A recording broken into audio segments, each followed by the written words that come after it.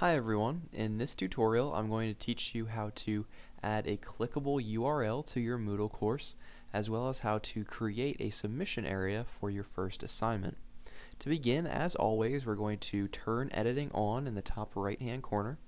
Once you click that button, you're going to get all the different options for adding different activities and resources. So the first thing that we want to do is add an activity or resource, and we want to add a clickable URL, a clickable link. So there are two ways you can do this. The first way is to click the URL tool down at the bottom. I don't like this because once you add the URL tool, you have to click the link in this Moodle homepage, and then it takes you to a second page where you have to click the link again before you actually go where the link says. To avoid that, what I have learned to do is add all my links as labels. So we're going to click Label and Add.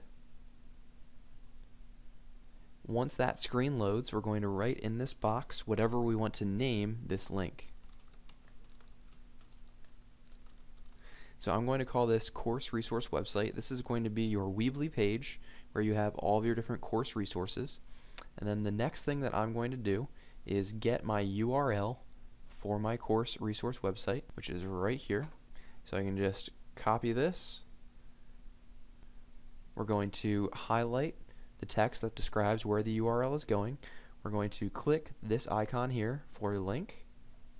We're going to paste that URL in the box, and we're going to click Open in a new window. So with Open in a new window, your students can have both your Moodle class page up and your course resource page up. So I'm going to hit Create Link and then Save and Return to Course. And now you will see that I have that link right here, easily clickable within my Moodle classroom. The next thing that I'm going to do is to add an assignment. To add an assignment, you're going to go to Add an Activity or Resource, and the first option is going to be Assignment at the very top. So we're going to click Add, and when we do, we can name the assignment. We're going to call this one Paper 1. Under Description, this is where you put your instructions for the project. What we're going to do is just write Demo here.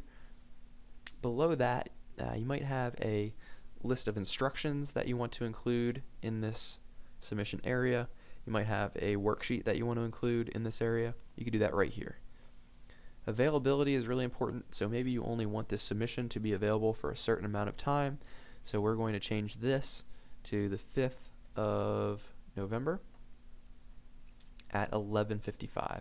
So it's all military time, so we're going to go with 23:55 for the due date, and for the start date for when this is available, we're going to make this the 1st of November at 11:55. Okay, so now we have our due date on the 5th, when that submission actually opens up, when students can start working on that and are submitting that file. Below we have our submission types, so you could make this only online text, so students just write their response directly in the text box and submit it. File submissions are going to be for papers, for any worksheets they do, any graphics they create, any submissions where they would upload something. I always like to keep this at 3 uploaded files. Sometimes students turn projects into parts, or sometimes they upload the wrong thing and then end up re-uploading. So I always like to give them a little leeway there. For maximum submission size, we're going to keep that at the max. You never know what students are going to be uploading, especially if it's something like a video or a screen capture or something like that. The next thing that we're going to take a look at is grade. It's automatically set to point, but you can change it to the scale, or you can change it to no grade. For our purposes, we're going to leave it at point, but 100 is a lot of points, so I'm going to change that to 10 maximum points for this paper.